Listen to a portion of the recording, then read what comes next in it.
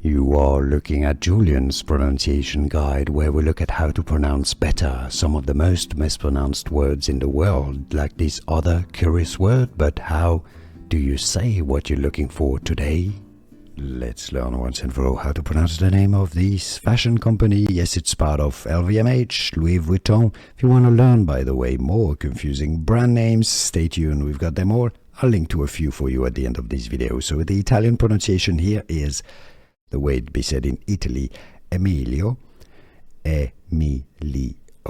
Emilio Pucci. Yes, a C in front of a vowel in front of an I, at least in Italian, is like a ch. Okay, if you have double C, it means you have to stress on that syllable, a long ch. Pucci. Emilio Pucci is how the Italians would say it.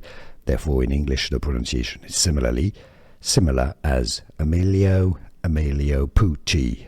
Emilio Pucci from Italian. Listen carefully. Can you pronounce it the Italian way? Emilio Pucci. And now you know.